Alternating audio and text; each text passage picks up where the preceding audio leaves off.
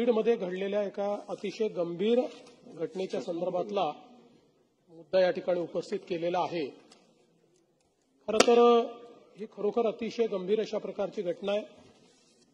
Coaching क्लासच्या माध्यमातून येणाऱ्या मुलींचं लैंगिक शोषण करण्याची घटना ही समोर आलेली आहे आणि त्यातल्या एका मुलीने आणि तिच्या आईने हिमतीने या प्रकरणामध्ये गुन्हा नोंदवल्यामुळे याची वस्तुस्थिती बाहेर आली आणि पॉक्सो कायद्याखाली तो गुन्हा नोंदवण्यात आला आहे।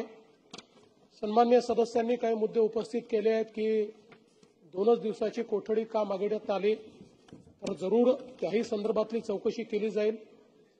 मोठ्या प्रमाणात बीडमध्ये या संदर्भातला रोष आहे, राज्यातही रोष आहे, कारण या प्रकरणाची व्यक्ती अधिकची असू शकते अशा प्रकारची शंका बोलली जाते।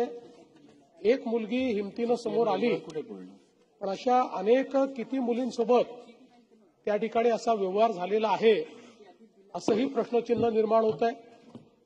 आणि म्हणूनच या संपूर्ण प्रकरणाची व्यक्ती बघत असताना आणि याच्यामधली संवेदनशीलता ही लक्षात घेऊन आपण असा निर्णय केलेला आहे की वरिष्ठ दर्जाच्या IPS महिला अधिकारी यांच्या अध्यक्षतेखाली एक SIT आम्ही तयार करू आणि या SITच्या माध्यमातून या संपूर्ण जी काही गुन्हा आहे त्या गुन्ह्याची चौकशी करू। याची व्यक्ती कुठपर्यंत आहे, कोणाचा वरदहस्त आहे का, कोणी याला राजकीय दृष्ट्या, सामाजिक दृष्ट्या, अजून कुठल्या दृष्ट्या वेगवेगळी वळणं देत आहे का, अशा प्रकारचाही त्याच्यामध्ये प्रयत्न आपला असेल आणि त्या माध्यमातून ज्या काही आमच्या मुली आहेत त्या मुलींना योग्य न्याय मिळावा या दृष्टीने आपण प्रयत्न करू।